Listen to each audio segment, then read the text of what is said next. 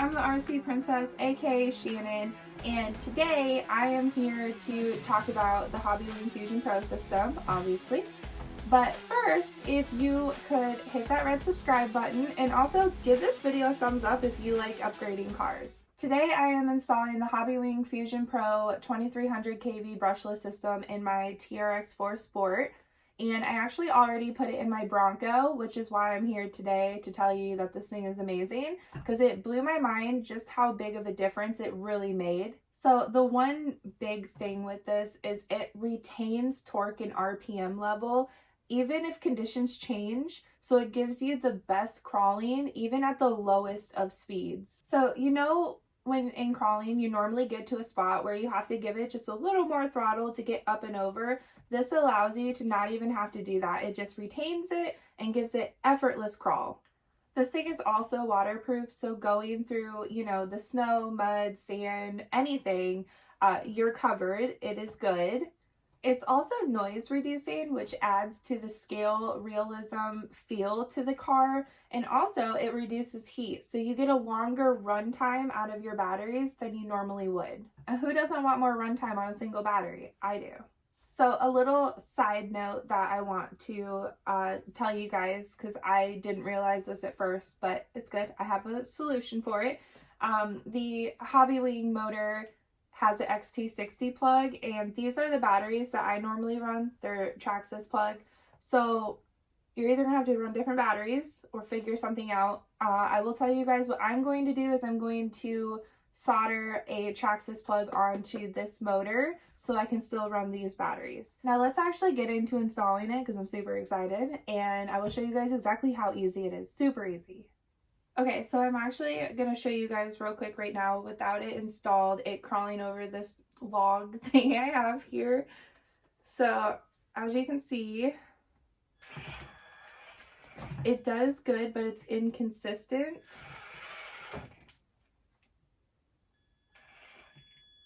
So right there, I'm going to have to give it more throttle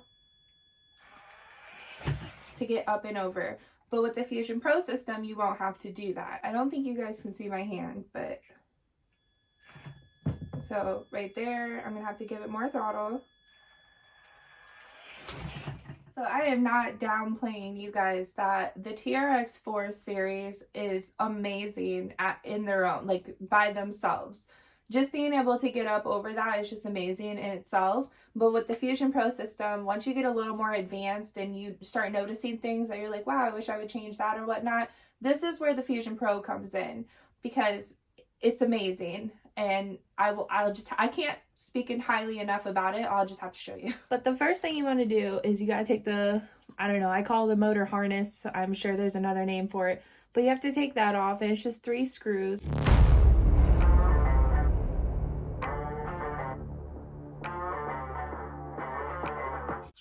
This whole blue box, your ESC is going to go, because this is a 2-in-1.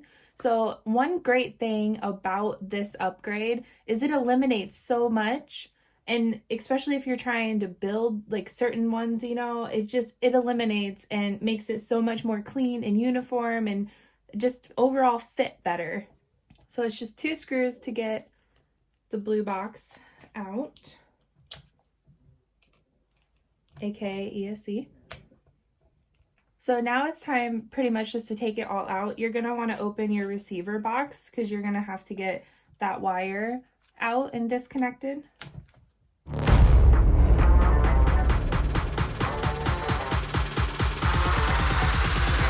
So that is just 5 screws to get that off. You got 2 on the little black piece and then 3 here. So now your ESC is in channel 2, 1 to turn, 2 to burn, right? You're going to take that out.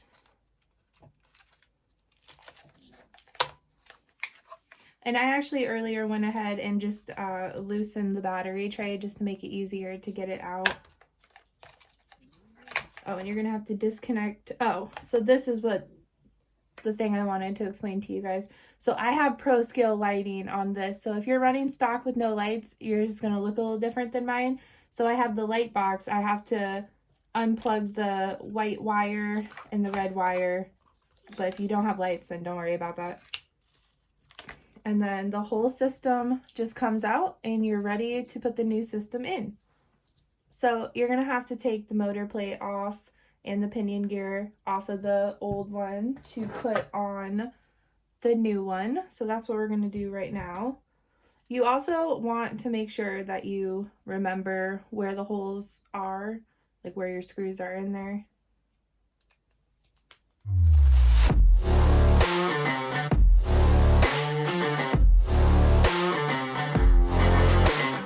Your pinion gear, you just have that little nut right there, twist it, pinion gear comes off. Then we're going to finish getting the motor plate off.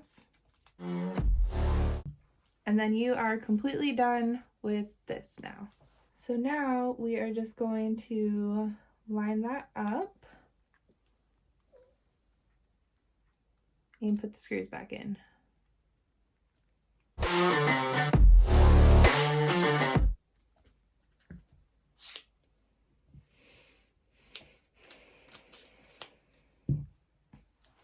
So one little thing to keep in mind, when we took this off of the stock, it was like that, right? For this one, you're gonna wanna turn it so it's like that, if that makes sense. So instead of that, you're gonna do this. And I like to put it on there just enough so it won't fly off, but I can also move it if need be to adjust it to get the mesh good. Now we're ready to put this back in.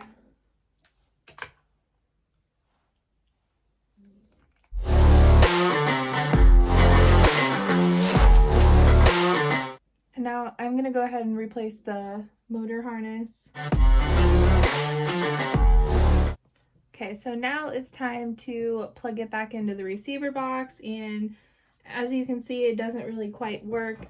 So that is what I was talking about earlier, that it comes with extensions. So it actually comes with two. I think I'm only gonna need the shorter one, so I'm gonna try that. Yeah, I think that should work. So this is the hard part for some people. I have smaller hands, so it's not as difficult for me, but you gotta get it like in there, and then it pops. I just kind of take a screwdriver or something and it pops up like that, if you guys can see that. And then we're gonna plug this into channel 2. And then right here is where I'm gonna go ahead and put the receiver box back on.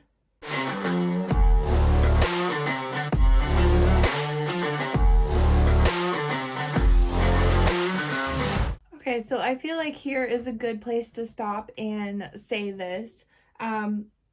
So your lights will not work until you get a red wire soldered onto this. I have not done that yet for the sake of the video. I was trying to keep it as stock as possible.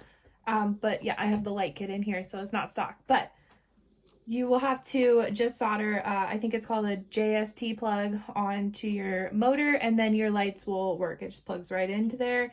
Super easy, super simple, not a big deal. If you don't know how to solder, your hobby shop will do it, or if you have a friend or something. So super easy, not a big issue.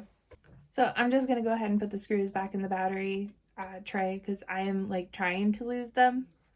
Okay guys, so it is installed, but we are not done. We have to calibrate it. So you're gonna plug a battery in. We talked about earlier, if you run Traxxas batteries, this is an XT60 plug. So I am going to have this changed as well when I do the light plug. But for right now, I have an XT60 battery here. So you're gonna plug your battery in.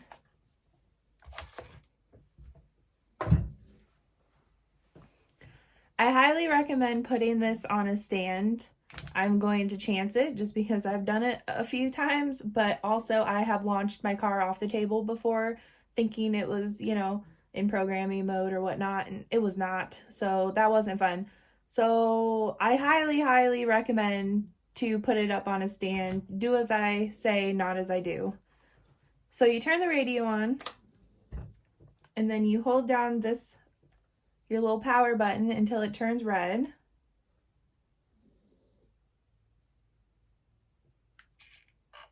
And it'll start beeping. So neutral, you push it, and then pull full throttle. I always cringe. It beeps twice. Full brake, beeps 3 times. Then it tells you, there you go, it's calibrated. All right, so it's all installed and ready to go. But yeah, it's going backwards. Well, that is where the programming card comes in to play. So on your power button, you just have this little black, I don't know, plug, I guess you would call it. You take that out, and this is where you're gonna hook in your programming card.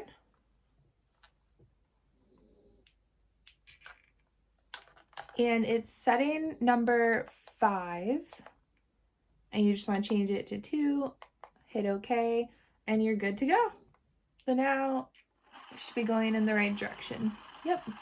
And also it has the double-sided sticky thing.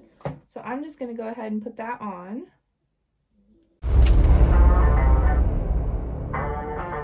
Look how slow that is. I am not doing anything. You guys.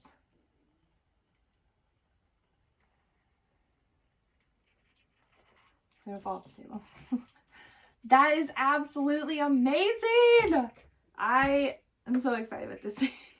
This system is full of pros, including enhanced speed, more torque, and also it's durable. So being an all-in-one, the weather cannot get to the ESC, making it super heavy duty.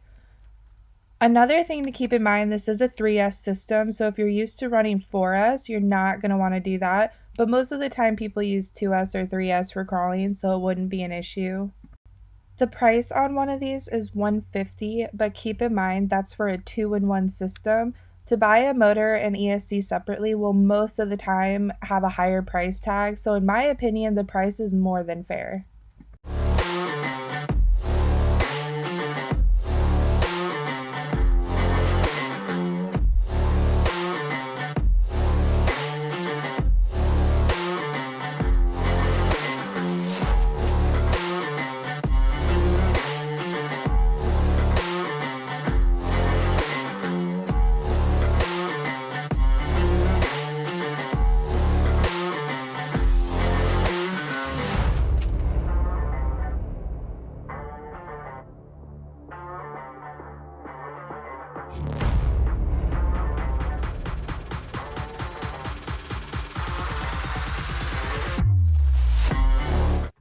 Not using any more throttle than when I first set it.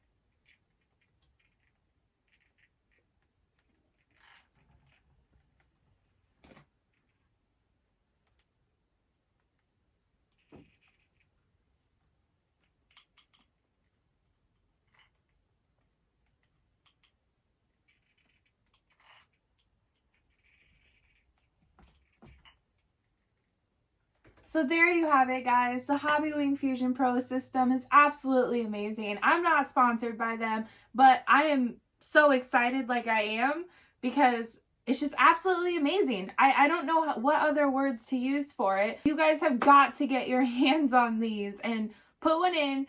It's totally different than telling you on camera and showing you than actually you running it. But you guys, I promise you, you're not going to be disappointed. You have got to get your hands on one. Let me know down in the comments below if you already have one or if you're planning on getting one. And also give this video a thumbs up if you like upgrading your cars. And don't forget to hit that red subscribe button. And I will talk to you guys in my next video. Bye!